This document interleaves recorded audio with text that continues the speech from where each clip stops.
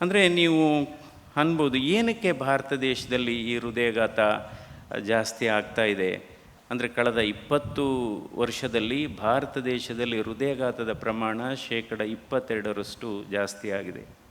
ಇದು ಇವತ್ತು 74ನೇ ಇಸ್ವಿದಲ್ಲ, 25ನೇ ಇಸ್ವಿದಲ್ಲ. ಒಂದು ಕಾಲ ಇತ್ತು, ಹಿಂದೆ ಮಕ್ಕಳು ತಂದೆ ತಾಯಿಗಳನ್ನ ಈ ಕಾಯಿಲೆಗಳಿಗೆ ಚಿಕಿತ್ಸೆಗೆ ಕರ್ಕೊಬರ್ತಾಯಿದ್ರು.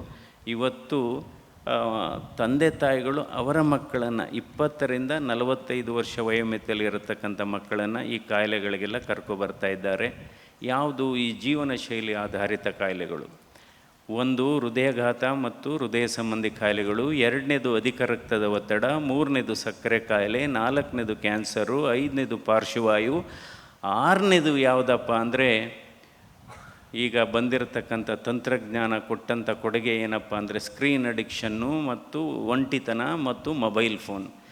ಬಹುಶಃ ಮನುಷ್ಯ ಕಂಡಿಡಿದ ಒಂದು ಕೆಟ್ಟ ವಸ್ತು ಯಾವುದಪ್ಪ ಅಂದರೆ ಮೊಬೈಲ್ ಫೋನ್ ಅಂತಲೇ ನಾನು ಹೇಳಬೇಕಾಗತ್ತೆ. ಸೊ ಅದರಿಂದ ಇವತ್ತು ಇದಕ್ಕೆ ಕಾರಣಗಳನ್ನು, ಏಕೆಂದರೆ ಇದು ಸುದ್ದಿಯಲ್ಲಿರೋದ್ರಿಂದ ಒಂದು 5 ನಿಮಿಷ ಈ ಹೃದಯಾಘಾತದ ಕಾರಣಗಳನ್ನು ನಾನು ಹೇಳ್ತೇನೆ ನಿಮ್ಮ ಮುಂದೆ. ಒಂದು ಬದಲಾಯಿಸಲಿಕ್ಕೆ ಆಗದೇ ಇರತಕ್ಕಂಥ ಕಾರಣ ವಯಸ್ಸು. 40 ವರ್ಷ ಆಗ್ತಾ ಇದ್ದಂಗೆ ವಯಸ್ಸೇ ಒಂದು ಕಾರಣ ಆಗ್ತಾಯಿದೆ.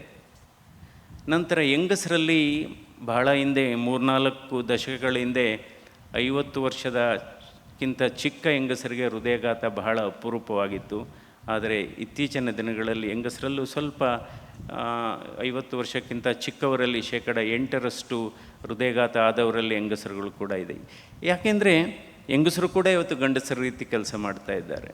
ಸಂಸಾರದ ಒತ್ತಡ ಮತ್ತು ಅವರ ಕೆಲಸದ ಒತ್ತಡ. ಇವತ್ತು ಮಕ್ಕಳ ವಿದ್ಯಾಭ್ಯಾಸ ತಾಯಂದಿರ ಪರೀಕ್ಷೆ ಆಗಿದೆ. ತಾಯಂದಿರ ಪರೀಕ್ಷೆ ಆಗಿದೆ.